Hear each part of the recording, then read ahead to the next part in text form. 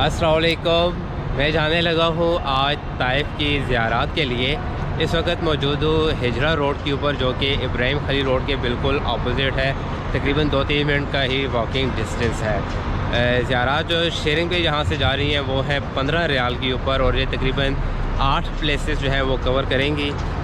मस्जिद अब्दुल्ला बिन अब्बास है, मकबरा हज़रत अब्दुल्ला बिन अब्बास, फिर लाइब्रेरी हज़रत अब्दुल्ला बिन अब्बास, शहदा का कब्रस्तान है। मुझे ये नहीं पता कि ये कौन से शहदा का कब्रस्तान है। मस्जिद रसूलुल्लाह है, मस्जिद अली है, वो बाग जहाँ आप सल्लल्लाहु अलैहि वसल्लम ने आराम फरमाया, और फिर उम्रा वहाँ से होगा। ये चिट जो है यहाँ से बस वाले ही देते हैं। 15 रियाल के अंदर यहाँ से जा रहा हूँ, और बाकी जो आगे गाइड है, मतलब जो टूर है वो आगे साथ साथ इंशाल्लाह अभी चलेगा। और यहाँ से जो बस है वो 8 बजे के लिए जाती है।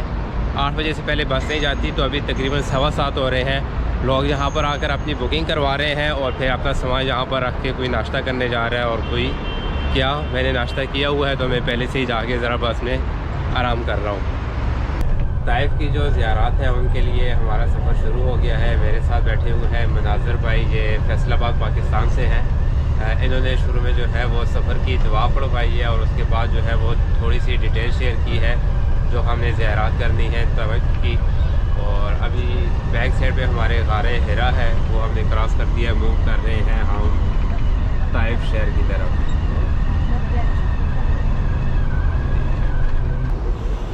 अभी हमारा जो है वो पहला स्टॉप हुआ है, यहाँ पर वज़ू बनाएंगे और उसके बाद फिर आगे ज़ियारत के लिए जाएंगे, क्योंकि आगे वज़ू के लिए फिर टाइम ज़ाया होगा, ज़ियारत के लिए इतना टाइम नहीं होता।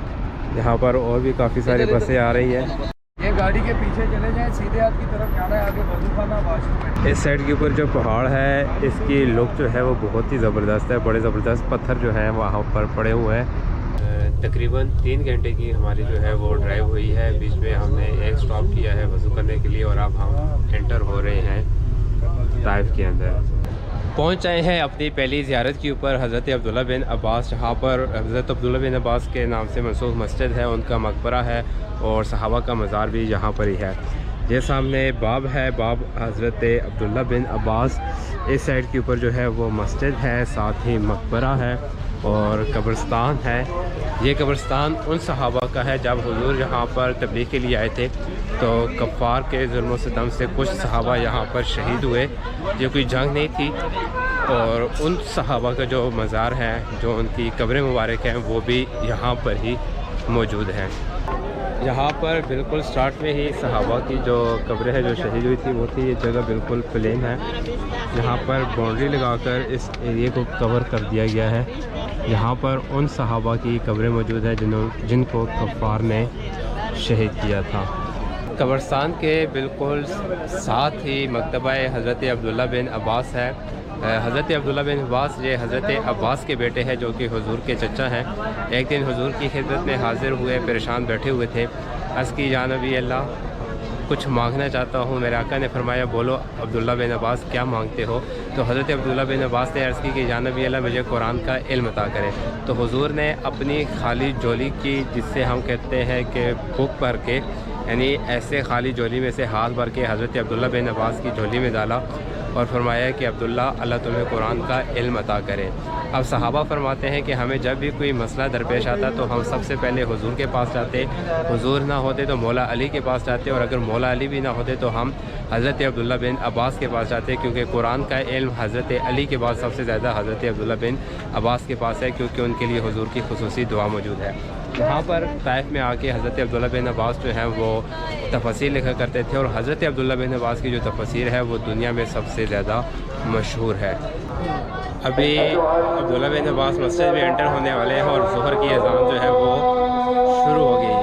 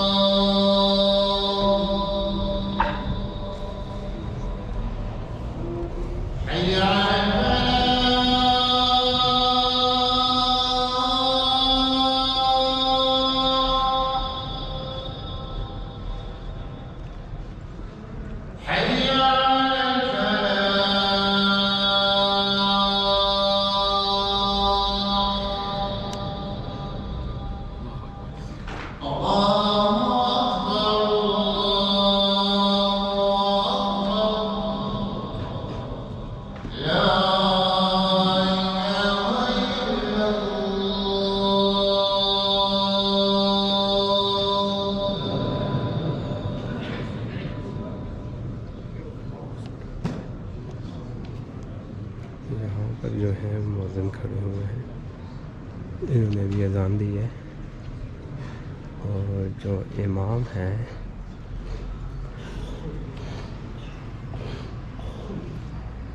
ये जगह बनी हुई है इमाम साहब के खड़े होने की,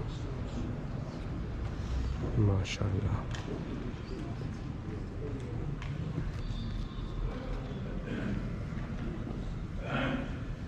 ज़ोहर की नमाज़ जो है वो अभी अदा की है और बिल्कुल मस्जिद के साथ ही हज़रत अब्दुल्ला बिन अब्बास का जो है मज़ार है।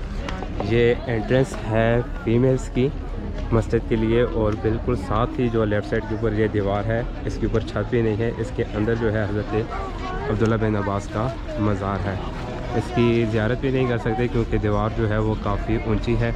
इसी दीवार के साथ ही लाइब्रेरी है और ये वाली जो दीवार है यहाँ पर सहाबा का मज़ार है जो पहले आपके साथ शेयर किया था। तो यहाँ पर सूरह फातिहा पढ़कर तो फिर इंशाल्लाह हमारी आगे बाकी ज़ियारात की तरफ रवानगी होगी।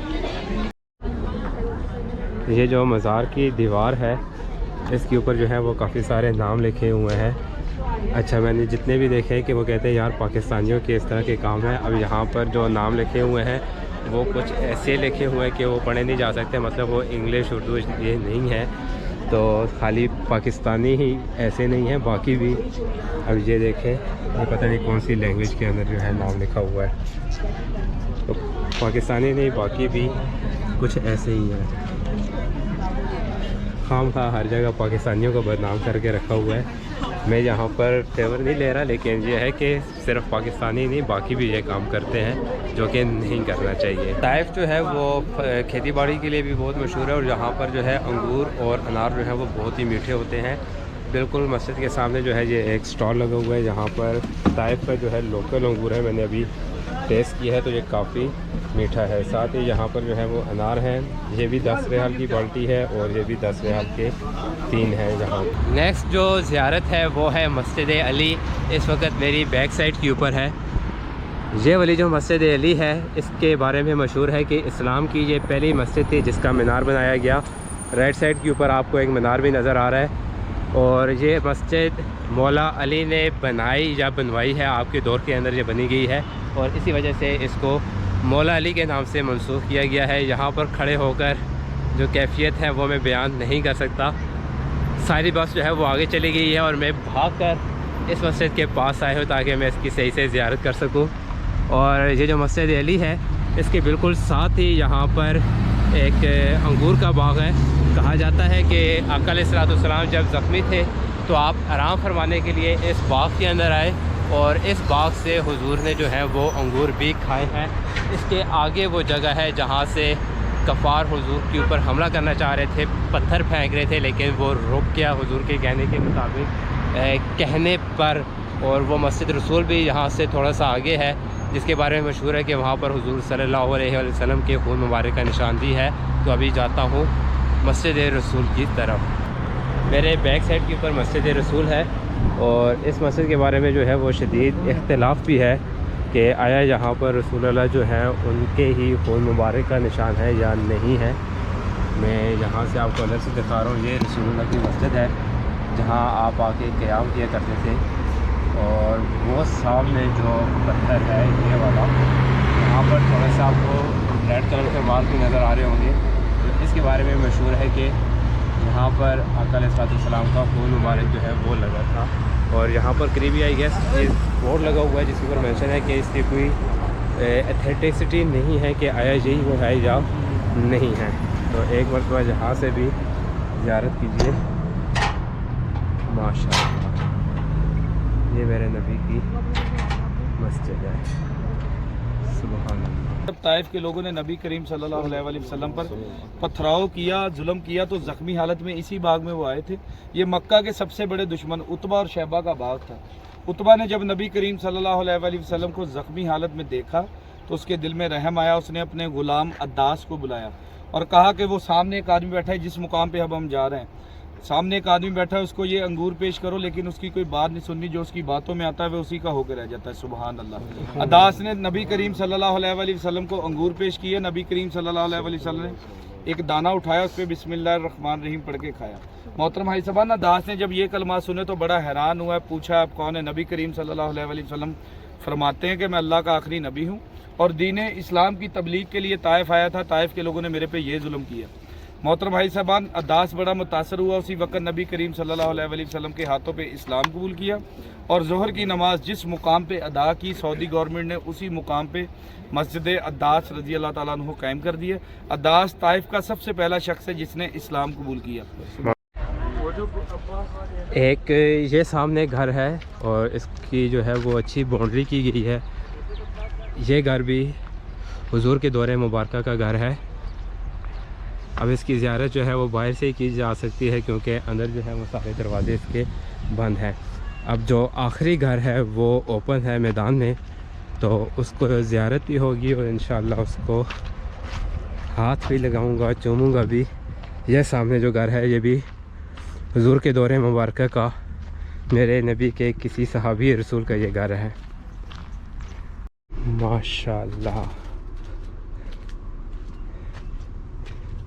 ये मेरे नबी के सहाबा का घर जो कि अब अपनी बहुत ही खस्ता हालत में है। यहाँ ज़ियारतों का जो है वो सऊदी हुकूमत ने कोई ख़ास ख्याल नहीं रखा हुआ। अब इतनी मशहूर जगह है, आज से तकरीबन 1400 साल पहले का ये मकान है और इसकी बिल्कुल भी केयर नहीं की गई। सुभान अल्लाह। ये देखें, ज़ियारत करें। सुभान अल्लाह।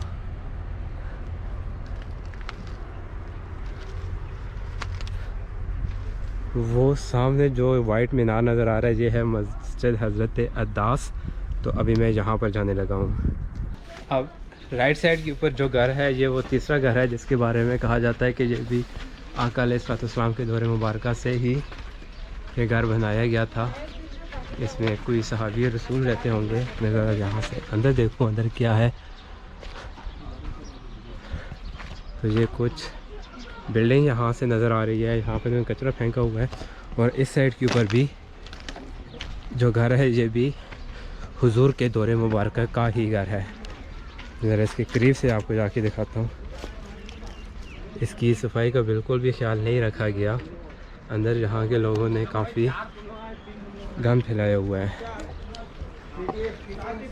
जो तीसरा घर है वो एक खुली साइड के ऊपर है, छोटा सा मैदान है। आई गेस वहाँ पर अच्छी सफाई होगी तो अभी उसकी ज़ियारत करता हूँ। ये है मस्जिद अद्दास और इस वक्त यहाँ पर बहुत सारे जो हैं वो ज़ायरीन आए हुए हैं ज़ियारत करने के लिए। यहाँ पर भी कुछ स्टॉल्स लगे हुए हैं और देखता हूँ कि यहाँ पर नफल पढ़ने की जगह मिलती है या नहीं। अगर नहीं तो ज़ियारत करके वापस आता हूँ। यहाँ पर देखम देख वाला काम नहीं होना चाहिए।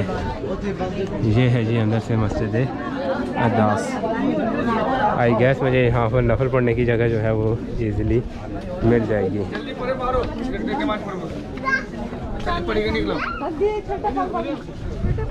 यहाँ पर अंदर इस वक्त कितने भाई इजीली नमाज़ पढ़ने की जगह मिल जाएगी। ये है मस्जिद अद्दास।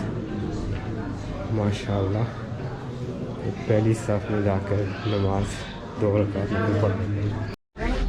मस्जिद अद्दास के बिल्कुल साथ ही यहाँ पर जो है वो अंगूर भी पड़े हुए हैं, लेकिन ये फॉक्सन है और यहाँ पर ये अंगूर देखें कितनी बड़ी इंजील है।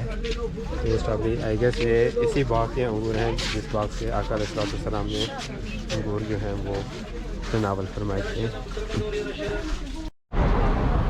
आका अलैहिस्सलाम जब तबलीग के लिए ताइफ आए थे तो यहाँ पर कोई पैदल 7 दिन का सफ़र किया था और फिर जहाँ पर आकर उन्होंने तबलीग का आगाज़ किया, लेकिन लोगों ने झुटकारा और एक दिन अब ऐसा है कि जहाँ पर सिर्फ मुसलमान ही हैं।